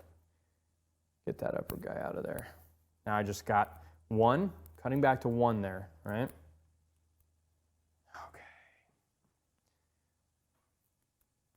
You got any questions for me, Deeds? Yes. Do it. If there are questions, you're free to rock out. Okay. Frank wanted to know if a pine naturally drops a lot of its 2-year-old needles, leaving primarily the new season's growth. Is that an issue? So pines in general do not typically shed 2-year-old needles, only leaving this year's growth. If that happened, I'm guessing either 1, there was sort of, maybe you had a bad year last year, maybe it was weak and it got strong, maybe those needles were diseased and they're falling off. And in the fall, on our 2-needle pines in particular, with Japanese black pine, Japanese red pine, both 2-needle pines, okay? If your tree had Dothostroma or a needle cast issue and it's getting healthy again, a lot of times it'll shed those diseased needles at this time of year. That may be what you're seeing, okay? And I've seen totally healthy trees shed all of last year's needles at this time of year, and it's like, God, what happened? Almost inevitably, they were impacted negatively by a disease or a pest or an issue. As long as the new growth is strong, you're okay, right? But this changes. Next year, when that new growth, that candle emerges and you go back and decandle it, you have fewer needles to pluck to balance the energy and strength in that summer decandling session, okay? And that would be sort of the tweak that you need to make to your system. And then Raphael's curious if there's an ideal temperature range for this tree during winter. An ideal temperature range. So if we look at just sort of the native range of Japanese black pine, right? They come from the coastal areas of southern Japan, down around Shikoku Island, Kyushu. They also occur and are cultivated a lot in Okinawa, out on the islands of southern Japan. And so they are more, right, more geared almost towards a tropical warm environment than they are a cold environment. So if you get up into Nagano, up in Obuse, where Shinji Suzuki's facility is, they don't really cultivate a lot of black pine up there because it's very, very cold for them, right? Their winters get extremely cold and their growing season is a little bit shorter than Japanese black pine like to become really valuable bonsai subjects and specimens, okay? So if we're talking about ideal temperature, warmer temperatures, right? And the rate at which you can develop a Japanese black pine in a warmer climate, or even if we talk about, like in the United States, Southern California versus the Pacific Northwest, there's a lot of challenges that are associated with trying to develop Japanese black pine in the Pacific Northwest. One of them is that winter, lack of winter tolerance and hardiness, based on the shoot selection that we're doing right now and needing to greenhouse them. But the other one is we have to work very hard with fertilizer to build up the strength. If you're in a warmer area, you don't have to work as hard. The strength is inherently there as a result of the rapidity of the growth based on the heat. So warmer is better, colder is possible. You just have to know the nuances of needing to fertilize more aggressively in a colder climate to get the strength built up. And you also need to understand the implications of the work you do in the fall and potential cold protection, right? But I would say anytime that you're going to be experiencing temperatures, -4 degrees Celsius, 28 degrees Fahrenheit and lower, if you choose to do shoot selection, you need to protect that tree. And then what about a grafted Japanese black pine on Ponderosa? Could that do okay in a place like Southern California? Yes, yes. So this is one of those interesting nuances, right? So when we talk about pines, strength in pines comes from the roots, okay? Great, strength in pines comes from the roots. So before I do this, I just want to show you guys, if we can blast in here with Ricardo.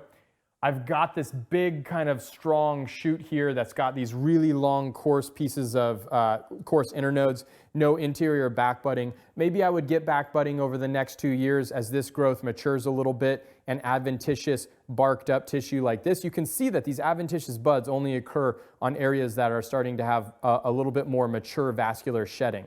Now this doesn't have bark on it yet. This is just the phloem getting older. This is bark, where we actually see that plated tissue. Once bark forms, it's difficult to get budding on bark. Once this vascular shedding of the phloem happens, this is where we get adventitious buds here. When we're still here in this juvenile form, it's very difficult, if not impossible, to get buds there. I could wait 2 more years, get buds there. I'm going to just shrink down the size of that branch and decrease the strength here, okay? So that was the decision there, all right? So then in terms of ponderosa pines and strength in Japanese black pines, or strength in pines as a uniform sort of concept, comes from the root system, but the behavior of the pine, right? And when we say behavior, we're talking about hormonal activity, is dictated by the foliar mass. So if you take Japanese black pine, you graft it onto ponderosa, that tree can survive in a climate like Southern California, like Corpus Christi, Texas, like Miami, Florida.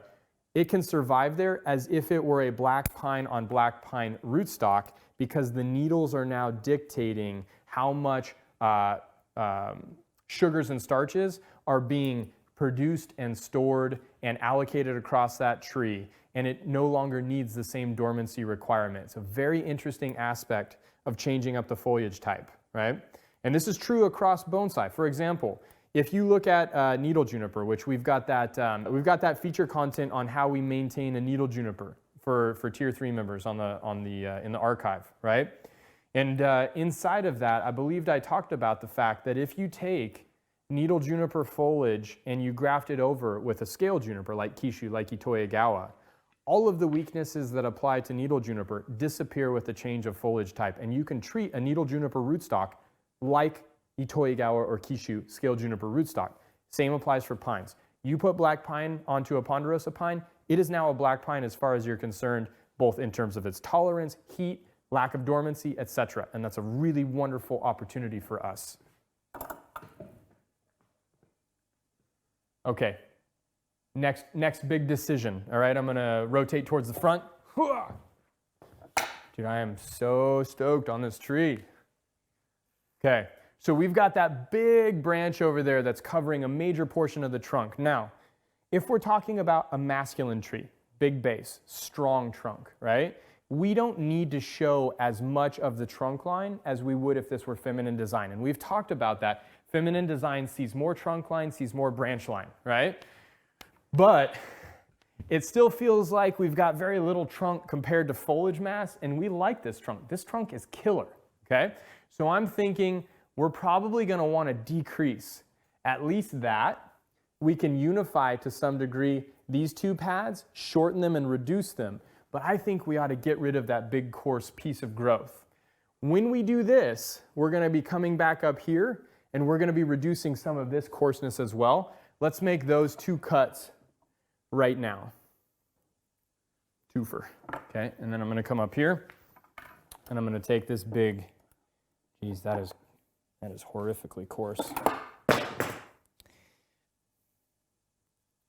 So this coarseness that we're seeing here and the distribution that we're getting, this is why I said this tree will probably start reaching its peak next year. Okay, so we take that out. I'm gonna make one more cut before I step back with you guys. And let me show you this. Ricardo, can you blast in here and just show them this knuckle? Okay, this is not awesome, right? This is not awesome structure in terms of the tip of the branch, but this is very common. Okay, so when I'm looking at this and I'm thinking, what am I going to keep? If I extend that there, it's very difficult to drop this down and have the kind of space to see that ramification. So when they're this tight, I'm going to take out this central piece just to give a little bit of breathing room and a little bit of space to design inside of that. Okay, now I'm going to want to shift that forward and then I'll be looking to drop this down. Over time, when I shift this forward, you're not even going to be able to notice that. These are those sort of branch decisions that we make that we know in 2 years, the way that a black pine sort of thickens and evolves, that's going to become a moot point aesthetically, okay? All right, blast me back out and let's take a look as a crew here. Okay, so that already feels a lot better. Now I'm going to ask you guys a question. Let Kendall know what you think. Should we remove this piece? Or should we remove that whole piece and show that trunk? Right? So should I just remove this one and show a little more structure? Should I remove all of that and show that trunk? Go ahead and let Kendall know. I'm going to be working on reducing this just in terms of shoot selection. We'll make this decision based on what you guys say. Paul says, why not gin all of the right? Ah, Paul. Paul. Don't get ahead of yourself now. Come on. Come on now, right? So, multiple reasons, right? Number one, Japanese black pine, still very formal in terms of its subject matter. If I wanted to make a more modernized Japanese black pine, for me, that aesthetic doesn't necessarily fit with origin, culture, tradition that this species is utilized in, and also as a bonsai subject, right? Now, that doesn't mean that you can't. It doesn't mean that you can't. I feel like this tree fits better in terms of some formality of the Japanese black pine, which means having a little bit of counterbalance on the foliage mass, okay? Number two, if I remove this whole right side, then you go all the way up to the apex of the tree before you ever hit a single piece of ramification. Removing this is to devalue the structure of this tree by creating, right, that umbrella. All of the branches originate from one area and drape down to create that bonsai tree shape. This structure is very, very valuable for this tree, to give this tree a structure that has multiple origins of foliar mass, okay? So 2 reasons why I'm not gonna be removing that. It's kind of split down the middle in the crowd of whether you should remove all of it to show the trunk or leave some of it.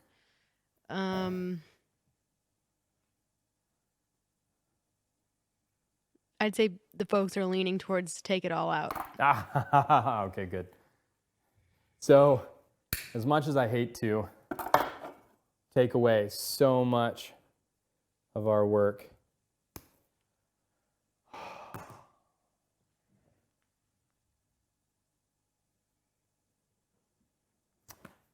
What do you think? Good move or bad move? Oh, look at that bend.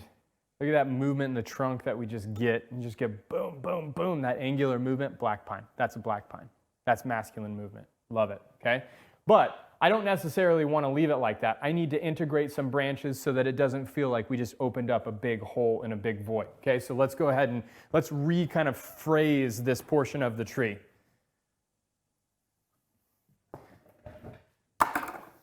So a big part, you know, when we're cultivating field-grown stock in particular, a big part of the process of design, and you guys, you know, if you go to the traditional Scots Pine design stream that we did, if you go to that traditional Scots Pine design stream, you'll understand that we left branches that we know they're not going to be a part of the final design, and yet we still left them.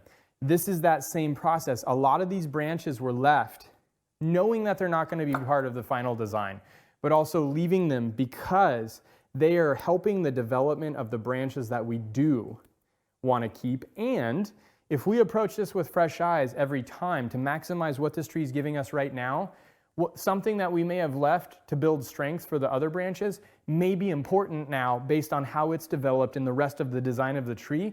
We make our selections and decisions based on what the tree gives us right now, because you too are growing. At the same time this tree is growing, your skill set is growing, your aesthetics are growing. You're a member of Mirai Live. I know you're getting better. I know your skills are building. I know your concepts of design, I know your technique, I know your awareness of nuances are all increasing as we're engaging here. And so give yourself the opportunity, right, to continue to make a better and better tree every time you approach it. Okay, so I'm gonna drop that down right there. This branch has become ever more crappy looking. This is the one that we shortened. I'm going to go ahead and I'm going to take it off, and it's going to give me a much better view of the structure that we have here.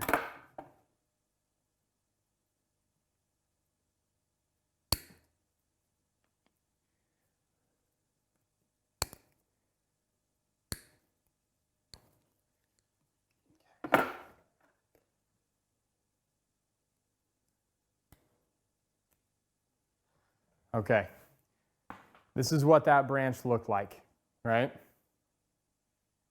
So when we start to see branches like this, you have no interior ramification. You got a big swelling here where there were several shoots, probably in the field, right? We had just this tip. Now this varies significantly. I'm going to compare this to the branch, right? This is a good branch, this is a bad branch. And it's not like these branches weren't given the same priority or treatment.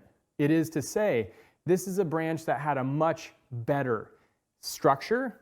This is a branch that in this point where this tree is evolving, we can remove this, make room for branches that can become this, so that we don't have a tree composed of branches and also lines like this that have flaws and aren't necessarily very beautiful, okay? This is a part of the process of refinement. We talk about refinement like, okay, we go back to smaller and smaller shoots. Refinement from the design perspective means we keep higher and higher quality branches as a result of the refinement process, okay? I'm going to go ahead and I'm just going to drop this shoot down into this area. We'll manage all of this other stuff. Let's see where we get with this. So Caesar has a question for Japanese black pines in development. Caesar's wondering, if we allow for multiple shoots to grow, don't we run the risk of allowing the knuckle areas to swell? Kind of like... So if that's in response to this area down here, absolutely. Absolutely, we open the opportunity for that to happen. Now, if these shoots were stronger and they were swelling faster, I would have to make that decision now.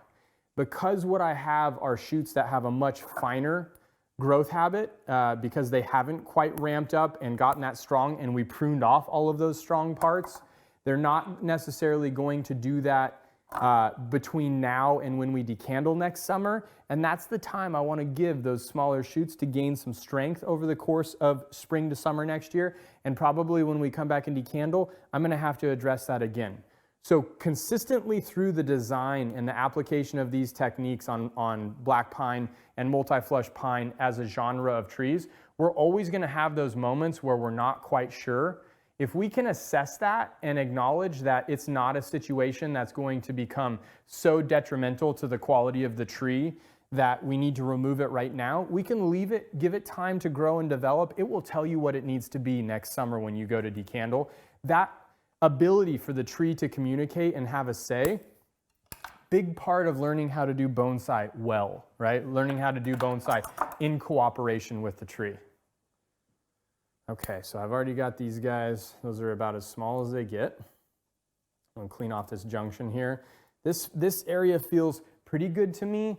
I may want to kind of fan this out and distribute this foliage mass a little bit better. And in doing so, now I may have kept some of the stronger shoots on this. I'm going to be removing some of the stronger shoots because I don't want it to overshadow this. So I'm going to keep my two laterals here, take off that vertical. I'm going to pluck some of these interiors, pluck these bottom growing pieces.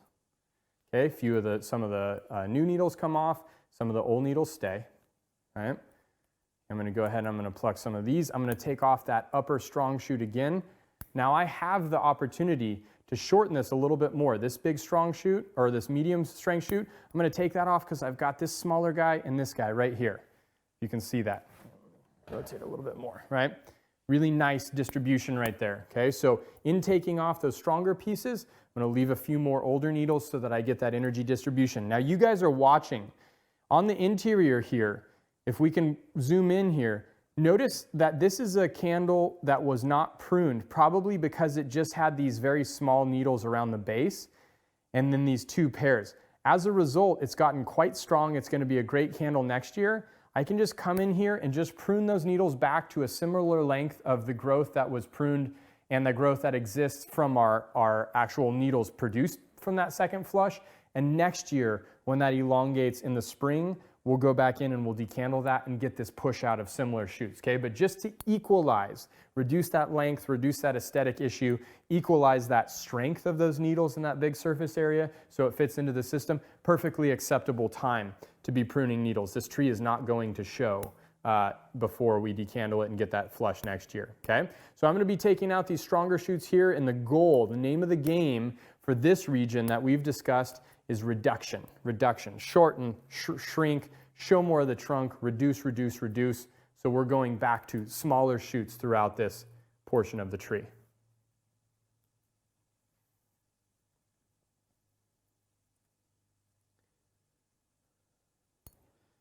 Very big and bulky, isn't it? Let's see if we have something that we can replace that with. So notice these are up. I've got a piece of wire on this other branch. I'm going to drop it down from the base just to bring that tip down. And then I've got control of this other piece that I can rotate back up, okay? Take a little finagling. Okay, notice how I drop that right down on top of this here. Love being able to use wire and manipulate wire to get what you want so that you don't have to wire every single piece you want to move. Major skill set for you guys to work at. And we'll focus on future streams, how to create shape with minimal wire. We first got to go through wiring fundamentals. Just to educate you guys, we're working on a series of fundamental videos to educate our beginning users and as well as build the base of our intermediate and advanced users. So we're still all on the same page. Wiring, soils, repotting. Some of those things that we just need to draw that baseline on, we're working on that right now for you guys. We've heard some of the feedback and we know we need to establish that system.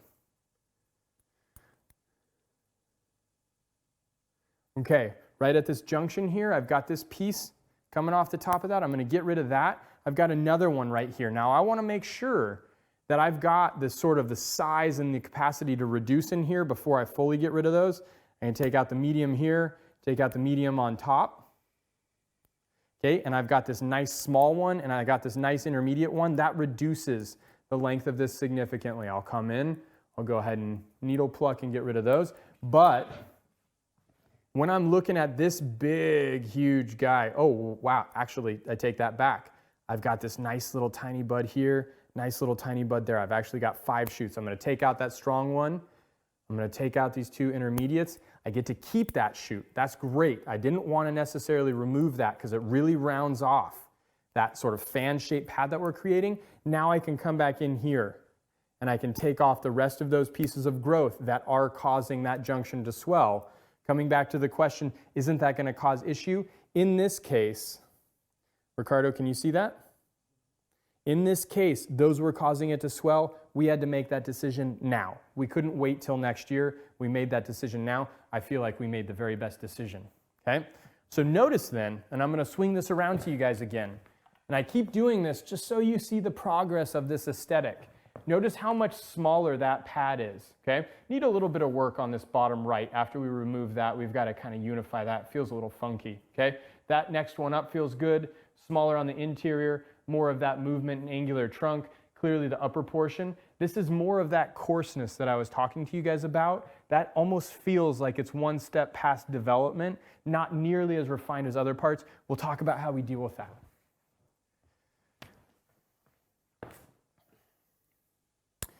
And let me kind of reconcile this area here real quick.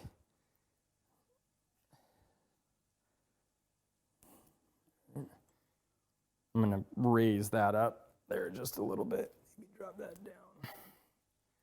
Kind of pull these pieces together so we don't have two really super small awkward pads.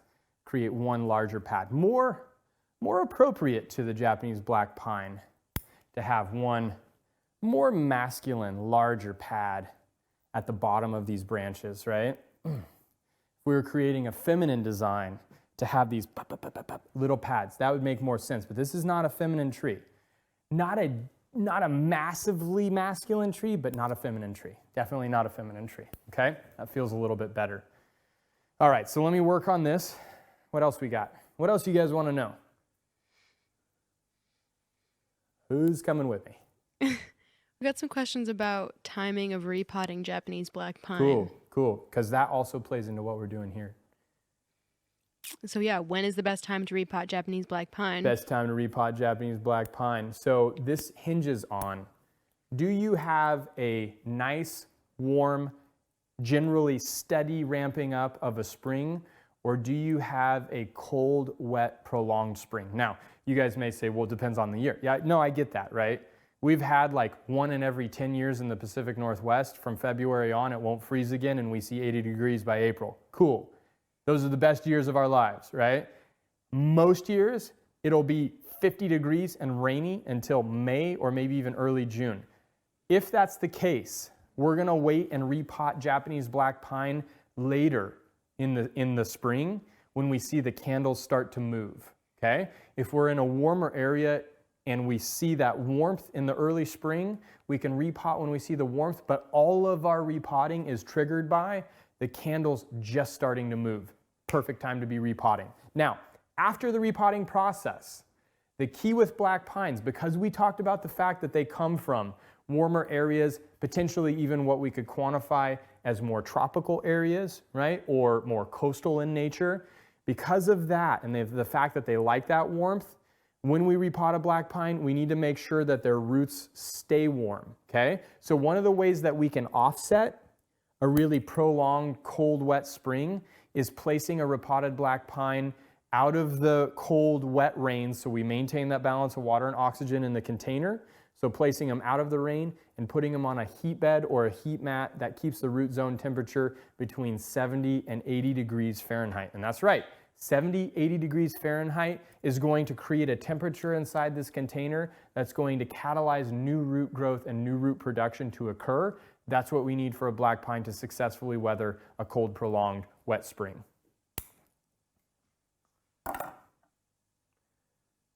Okay. Well, let's talk about what's happening up here. I'm not super excited about what's happening up here because this is very coarse, but all of this tissue is not yet primed to be back budding. Okay, so I'm going to handle this the same way.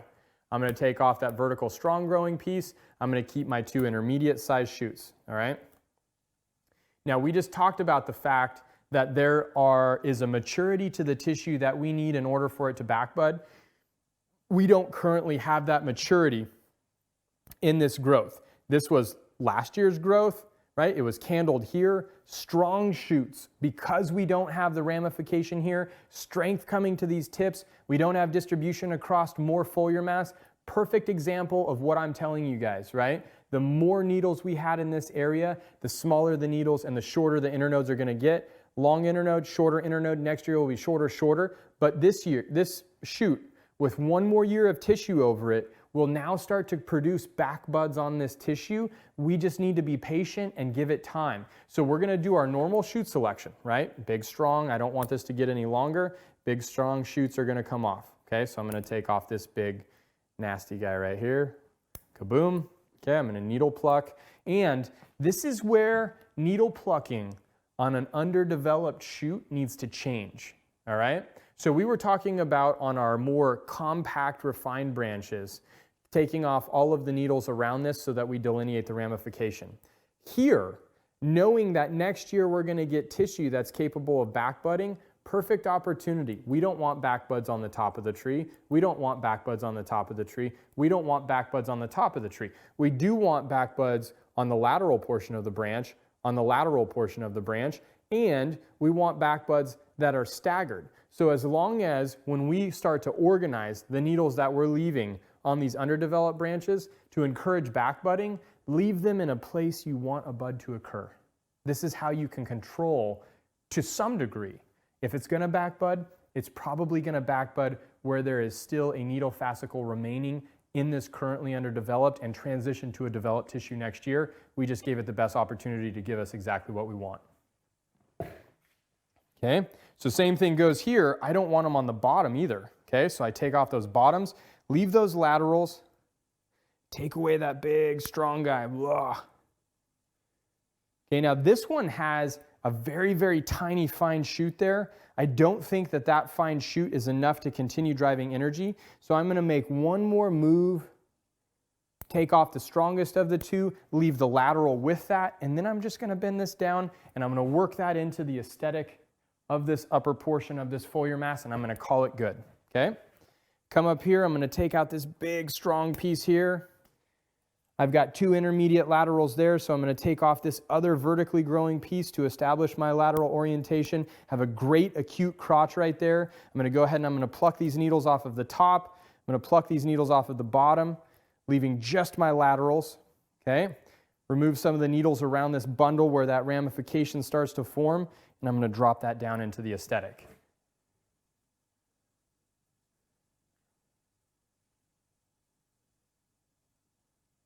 All right, let's take a look at this. You guys will see, if you have the technique, you can manipulate almost any branch to kind of fitting into the design once we get here. You see how we dropped all that down? We almost unify the density. It's a little bit sparser, but because we're looking, we've got a very sparse branch, but when you show those buds, if you see those buds and you don't see these big lines of the branch, you face the bud, you face the bud, you face the bud. Or dimensionally, you see the buds in the back here, and you lose that line, it looks denser than it actually is.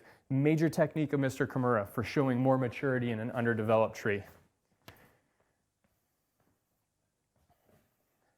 Mike wanted to follow up on the deadwood question, is wondering, do you have to preserve it with the wood hardening techniques that were shown in that deadwood preservation video that Troy did? Yes, yes, and so the exception would be, you know, with pines, we don't necessarily want to show this really stark white, like aggressive contrast that we want to show with the junipers. So if that's the case, you may not treat with lime sulfur first.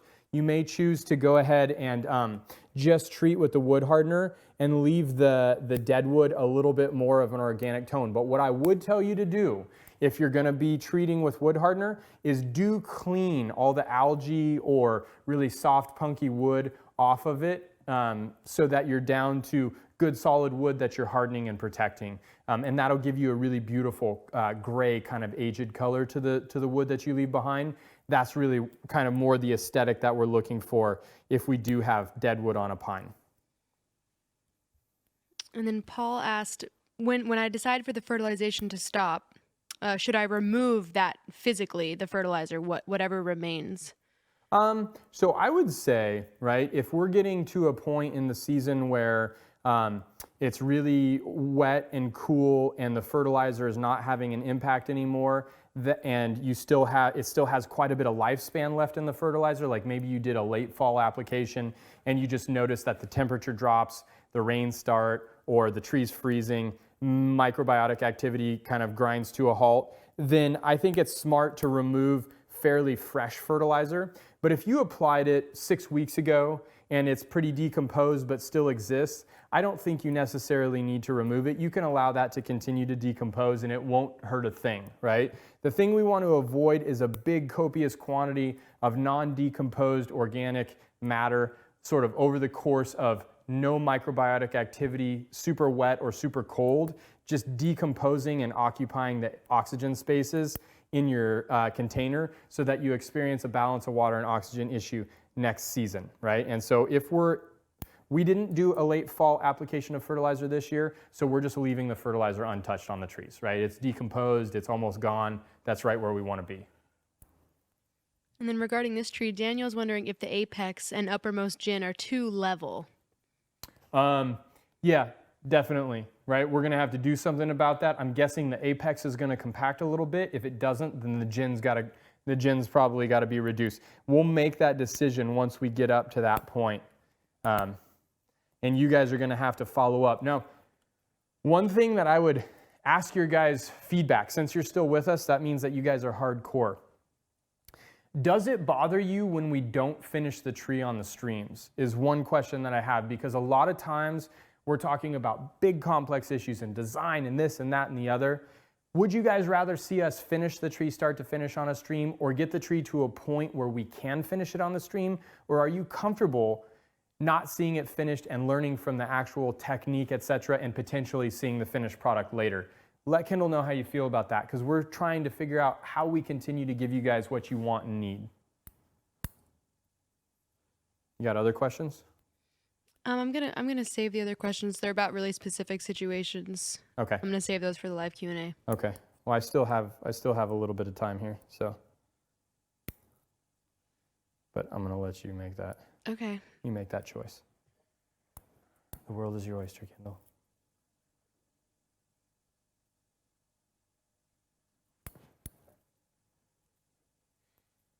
What do you think? You know more about multi-flush pines? Yes. You like them any more than you did before we started? I think since I'm so impatient, the idea of having a tree that ramifies quicker is interesting to me. So there's a balance to this, right? There's a balance to this game. There's levels to this game. The balance is, yeah, it's cool, right? And also, are you willing to do the work? Are you willing to do the work that growth entails, right? Because when we talk about black pine and multi-flush pine, if you get that robust production of growth, you got to be decandling, you got to be needle plucking to distribute energy, you got to be coming back and shoot selecting, or else you're going to continue to offset strength, right? And then also all of the things that we talked about for refinement tonight, right? And just to sum it up for you guys, right? We talked about selecting shoots based on strength, shape of crotch, and orientation, being lateral, right? But then we went a step farther and we talked about, but wait, it's not just about mechanics, there's an aesthetic to this. And you guys have seen how much we've manipulated aesthetics to bring this tree to a higher caliber and a higher quality. This is multi-flush or Japanese black pine specifically, or at least the focus tonight. This is the nuance, right, that we can manipulate to create the best possible Japanese black pine that we can. But it's not easy, it's not simple, it's not straightforward. And this is why there's a 1,000,001 articles written about how you handle this to get the right candle size, to get the tightest needles and the tightest internodes. I'll say it one more time, not to sound like a broken record, but just to reinforce anybody who's on the fence. This methodology that we're applying is takes the least amount of effort and time, is the most straightforward because we're basing distribution of strength on needle distribution instead of on candles, shoots, etc., right? And it will, in the shortest amount of time, give you the most uniform growth across your Japanese black pine. Period. right? Tried and tested by Mr. Kimura, refined to North America by Bonsai Mirai. Multi-flush pine, ladies and gentlemen. Samuel's curious if it's a good idea to heavily wire and bend branches on a pine after this shoot selection and needle plucking operation. So I think that you have the opportunity, after you do this work, you have the opportunity to reposition any of those orientation issues that we talked about, and you can readjust the shape of the tree at this time of year as long as you can protect it, okay?